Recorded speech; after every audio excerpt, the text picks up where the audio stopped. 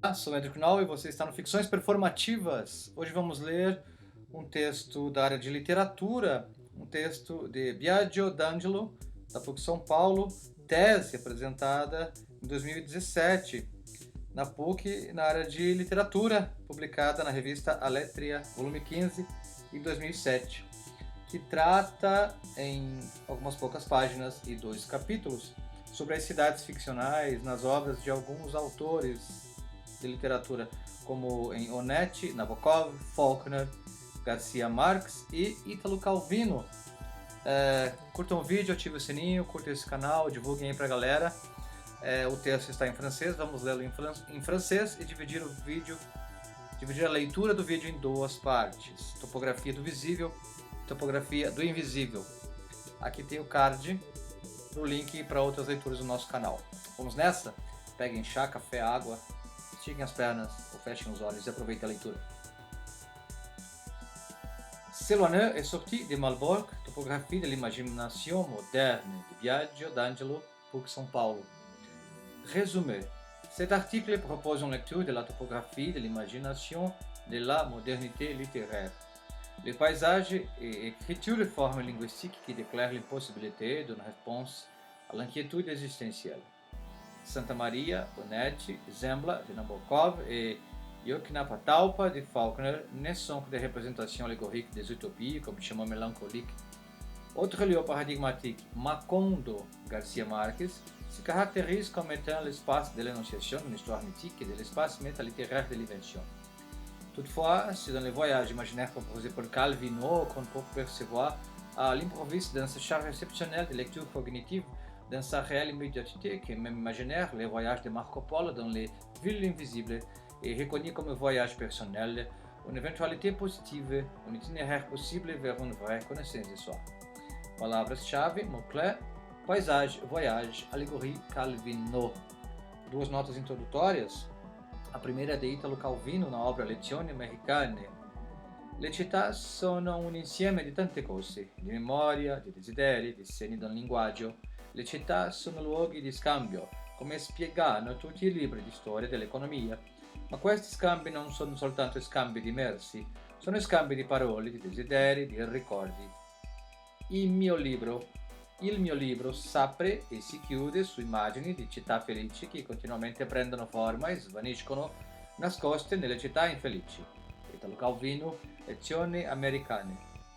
E uma nota de Jean Bézière, da obra Énigmaticité de la littérature. Par cette énigmatique et par cette faticité, la littérature devient sa propre allégorie. Par l'énigmatique, par les attributions, par le jeu d'alternatives, tout livre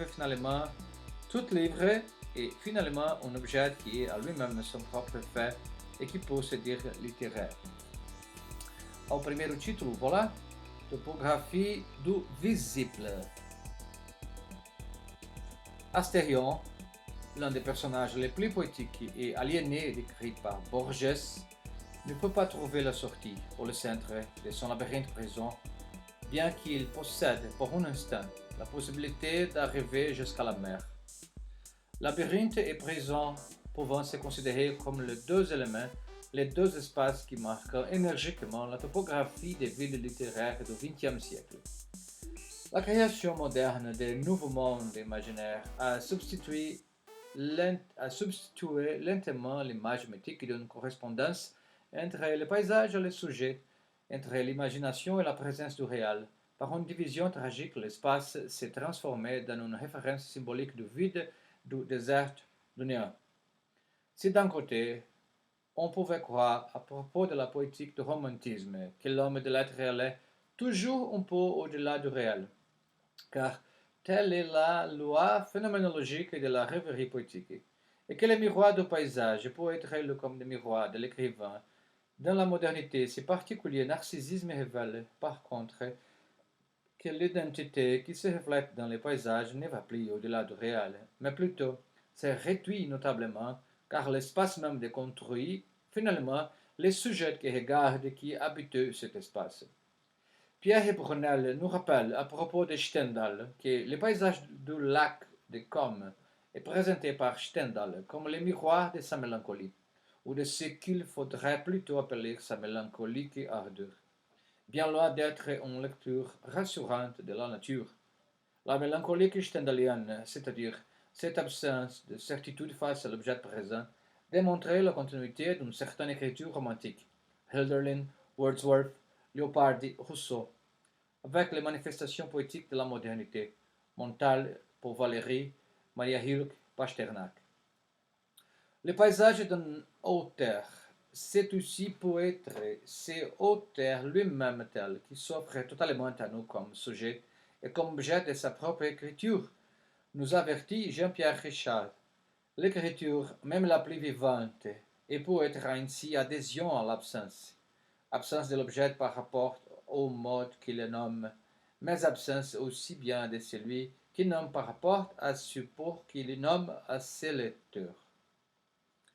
Le paysage est donc écriture, forme linguistique qui déclare désormais l'impossibilité d'une réponse à l'inquiétude existentielle. Différemment de la conviction de Caspar David Friedrich, qui affirmait que les formes de la nature parlent directement et que le sentiment ne peut pas être contraire à la nature, car il est coexistant avec elle. La nature moderne, c'est-à-dire le sentiment, n'est pas contraire à elle, car les deux se manifestent comme fragmentés. La dimension esthétique n'est unifiée que dans le vide abyssal entre les paysages qui s'offrent déployés aux yeux du sujet et les sujets qui cherchent à se reconstruire et terminent par se situer toujours dans une topographie de l'aridité, de l'absence, de la sécheresse, comme le rappelle ces magnifiques strophes sur la Pampa du franco-uruguayen Jules Supervielle. Disait le seguinte: regarde par-dessus le toit de la chaumière, la Pampa sans une pluie, sans une nid, sans un bruit, qui se graine comme une indolente prière, jusqu'à l'horizon froid dans une pesante nuit. La terre est dure et jaune et se crevasse à vide. Elle dit un adieu suprême au gazon vert. Dans la plaine sans sève et dans l'horizon vide, les bétels de Charnay semblent notre désert. Note 6. L'auteur de cet article est très reconnaissant à Tânia Franco Carvalhal pour sa lecture passionnante du poème de Supervielle dans l'imaginaire latino-américain. Voir Supervielle, sécheresse dans la Pampa, página 39, Carvalhal, representaciones del sur en el imaginario latinoamericano, fragmento de una reflexión. Nota sobre Supervielle. Onde estávamos? Aqui. La recherche d'une altérité, d'un complément, la recherche d'une altérité, d'un complément au sujet, que la poétique romantique avait témoigné comme tension ontologique inlassable et irrésolue du fait artistique, confirme la proximité du subjectivisme romantique et du plurilinguisme moderne, les deux dominés par un idéal fixé d'un profond et rigide et désespérant. Dans un texte qui explore les malaises de la modernité, Charles Taylor écrit: It was perhaps not an accident that in the Romantic period the self-feeling and the feeling of belonging to nature were linked. Perhaps the loss of a sense of belonging through that publicly defined order needs to be compensated by a stronger, more inner sense of linkage. Perhaps this is what a great deal of modern poetry has been trying to articulate. Taylor, The Malaise of Modernity. Dès les romantiques ancêtres anxieux de Faulkner, Nabokov ou Nietzsche, le manque d'une appartenance à la nature continuait dans les contradictions et les lacérations internes, les fractures et les désenchantements qui accompagnaient l'écriture topographique de Tourgueniev à Senancourt, de Keats à José de Alencar. Le paysage se présente comme un kaléidoscope d'images que, tel que dans un miroir, dénonçait l'estrabisme et la maladie du sujet, l'observation d'un espace silencieux où le suggestif et le symbolique n'allègent plus the burden of the mystery, The heavy and the very wide abode is an unintelligible world. Unintelligible world. William Wordsworth, Thinter Navy. Le poète n'est plus le prophète représentatif de la nature, d'une nature porteuse d'idées, comme les vola novalis. Le poète n'exprime plus harmonie, abondance, merveille, mais les objets observés dans son étrangeté, encerclés par l'agonie, la suffocation, l'utopie, la mort. La narrative latino-américaine, par exemple, se présente sous deux aspects apparemment contradictoires. La description des situations de mort et de désespoir nécessite d'ailleurs une nouvelle création poétique, l'invention qui rédime de la rupture, de la dissociation entre l'homme et la nature. Si la richesse de la vie intérieure de l'homme a été irrémédiablement perdue à cause de guerres et frustrations, l'expérience de l'écriture s'est vivifiée à travers des images de récomposition. L'espace, surtout l'utopique, et la possibilité de ressonger à une unité à récomposer. Ainsi, les villes inventées de Comala de Juan Rulfo, Santa Maria de Juan Carlos Onetti et de Macondo de Garcia Marquez sont tellement emblématiques qu'elles résultent prodigieusement véridiques. La Santa Maria de Onetti représente un espace onirique assez singulier. Il s'agit bien sûr, et par contre, les personnages qui habitent les avenues galeries du commerce et de la vulgarité, de la moralité et de la solitude, expérimentant, et avec eux le lecteur, la déroute de la fantaisie créatrice, ces fragilités causées par les désirs d'espérance, la chute des utopies. Donc, les paradis sur terre, au moins dans l'esprit de Brosen, du roman La vida breve et de son auteur, existe. Mais son existence contredit son étymologie. Il s'agit d'un enfer, l'infierno d'un temido. C'est le titre d'un de ses récits, où la tentative nostalgique d'une vie heureuse est définitivement bannie, lucidement catastrophique. Santa Maria est une ville fantôme. Si elle existe, l'auteur en éprouve une tendresse spéciale. Santa Maria est une copie, selon l'affectueuse définition d'Onetti, de la contrée imaginaire de Faulkner, Yoknapataufa, pour laquelle il a toujours déclaré son affinité. A ce propos, Ruffinelli, Palabras en Orden. Comme pour Yoknapataufa, il suffit de penser à la famille Compson, Caddy et Quentin de The Sound and the Fury. La seule image qui peut être le corrélatif objectif de Santa Maria est la ruine, et les correspondances de baudelairienne mémoire qui indiquent les signes d'une réalité supérieure accessible à travers l'écriture ne sont qu'allégories renversées. L'innocence devient perversité. L'enfance manque de pureté de pieux merchants. La femme noble, une prostituée. La bonté de l'âme, corruption.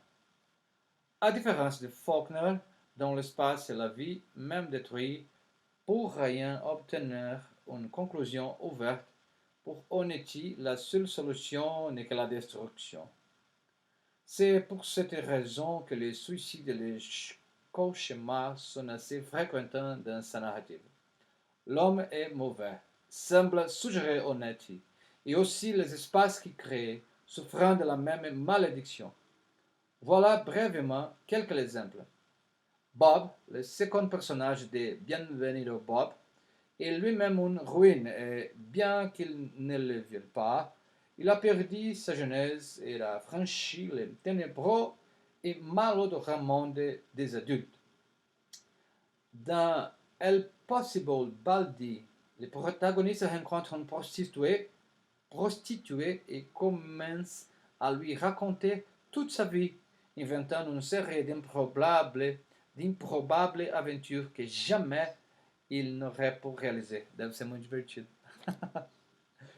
Conheço alguns assim. Il se cède ridicule, mas accepte son propre mensonge. Como é que é o nome da obra mesmo? El possible baldi.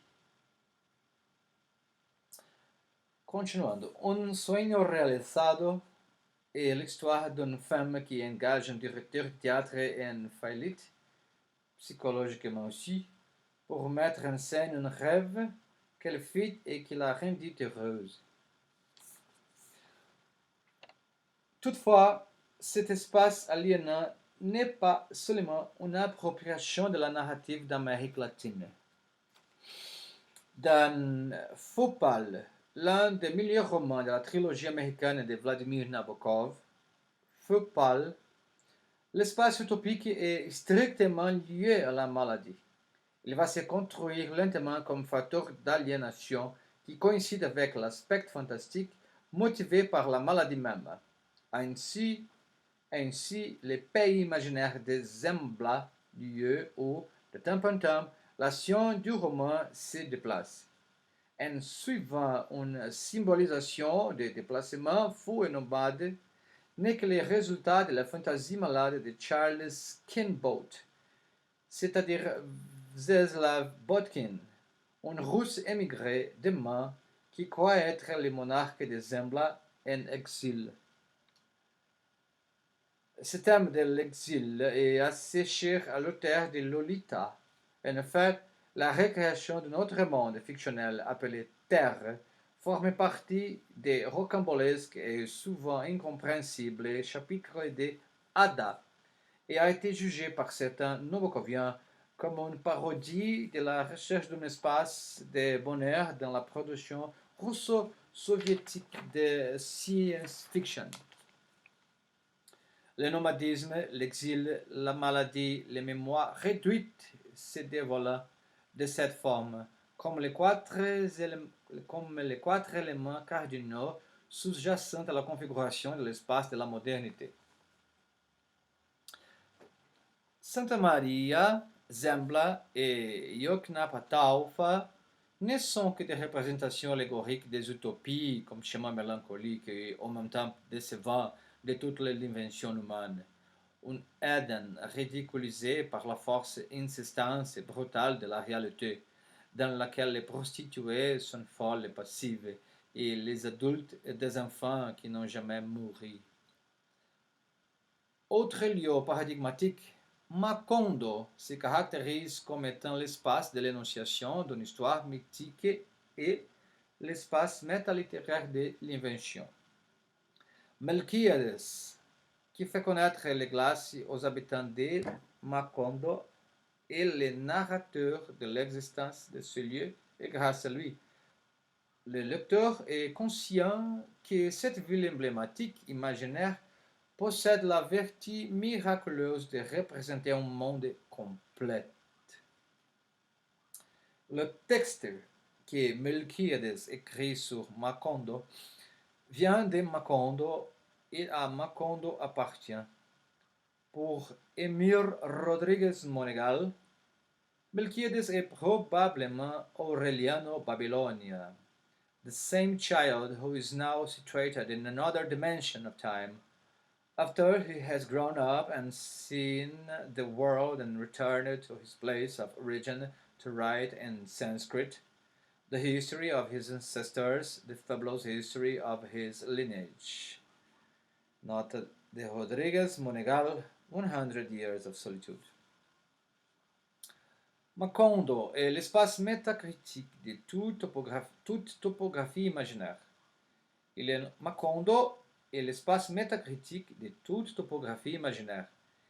Il est une utopie, certainement un espace irréel qui se manifeste de forme extrêmement concrète, une sortie de lieu parodique, des Beispiel, des contracanto, des contre-lieux, dans laquelle tous les lieux de la réalité se trouvent en polémique subvertie.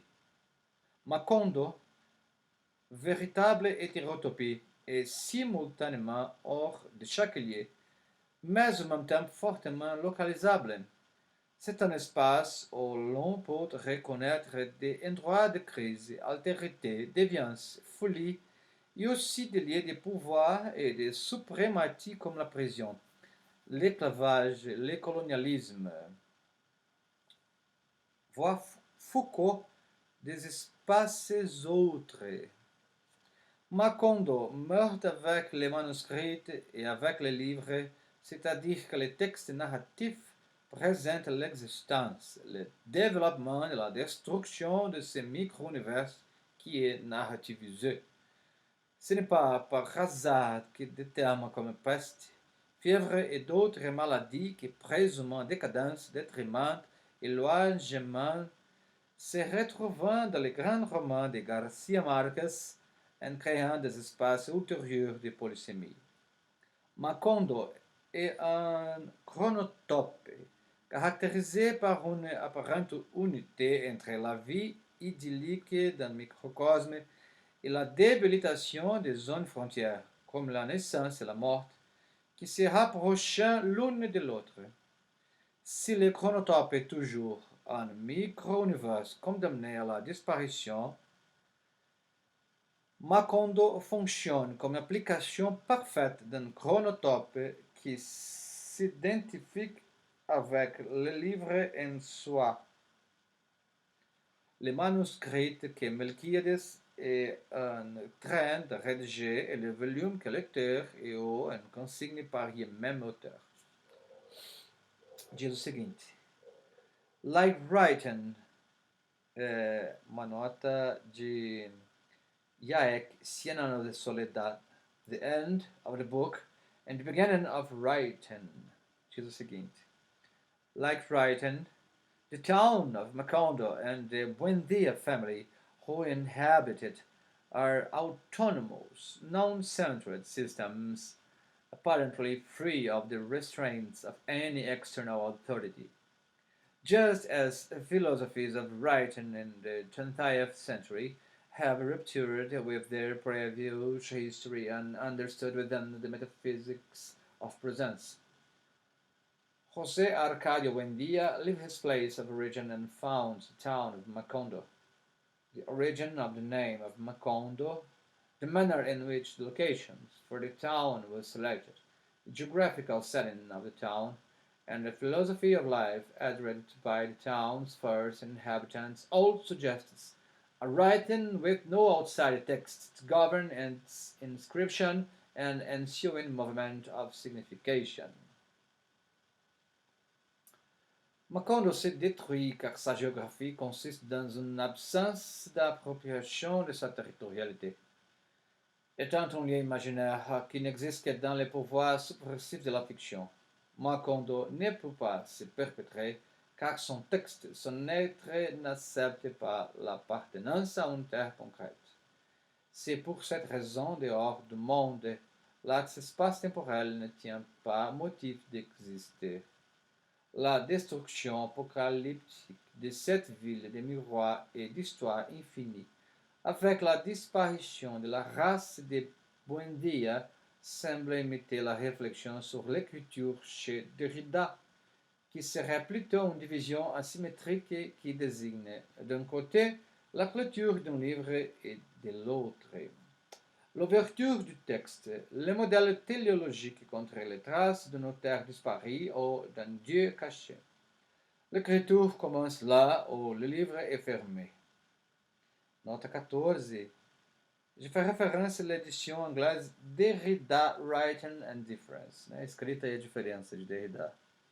L'édition française est Derrida, l'écriture et la différence, qui dit o seguinte: l'espacement comme écriture est se devenir absent et le devenir inconscient du sujet.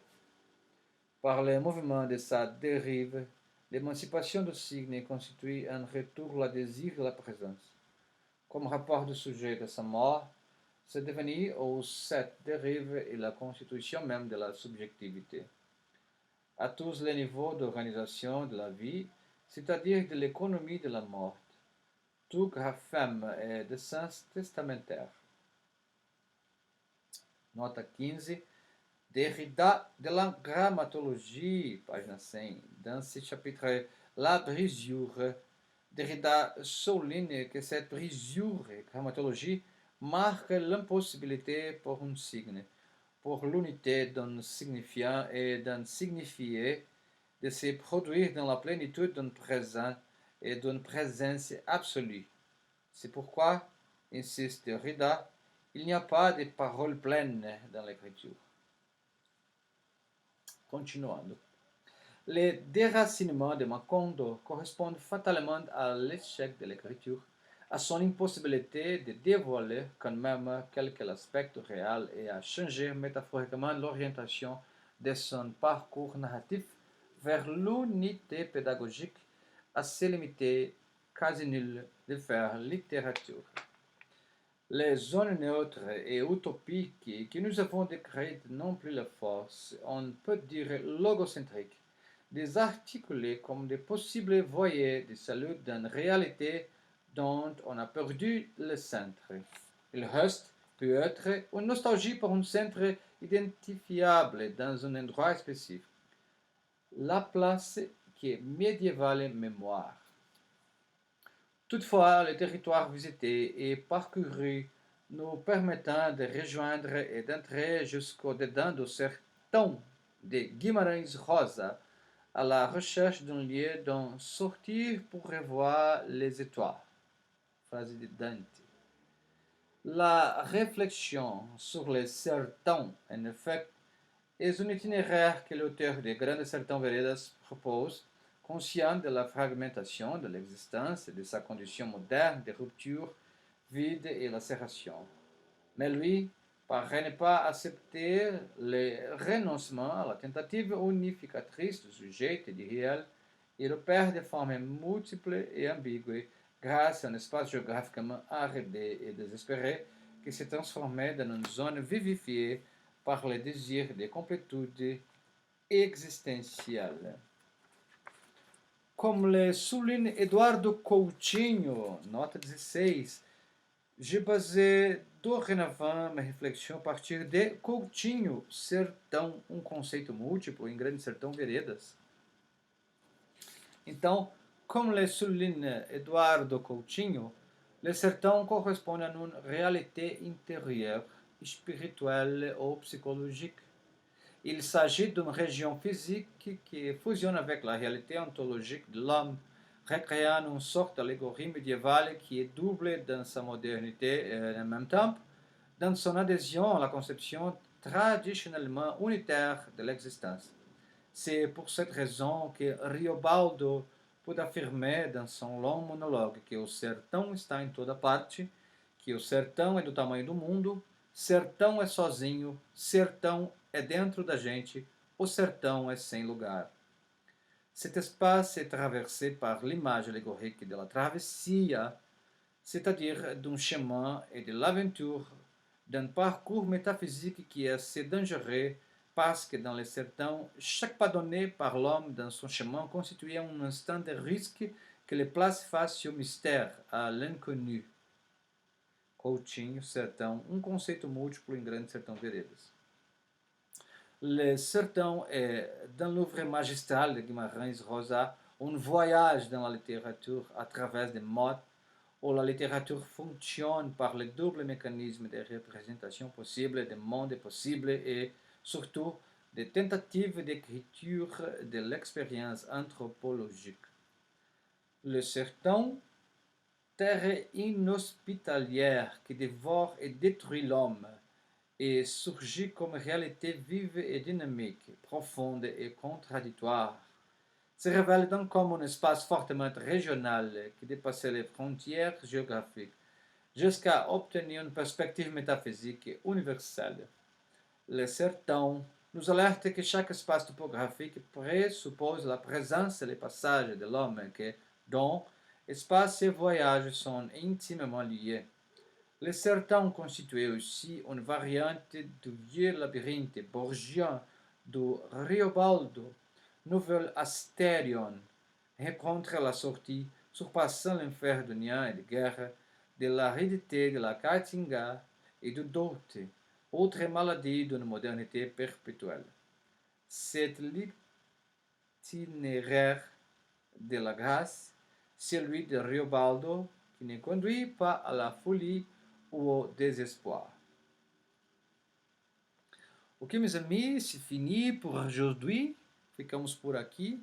Merci beaucoup a tout à vous. Continuamos a segunda parte da leitura Topografia do Invisível. No próximo vídeo, analisando ainda, ele vai falar mais especificamente agora de As Cidades Invisíveis, de Marco Polo, do contato de Marco Polo com Kublai Khan, de obra do Ítalo Calvino. Muito legal. Então, sem mais, fiquem conosco, vamos ao próximo vídeo. Se cuidem, bebam água. Até já!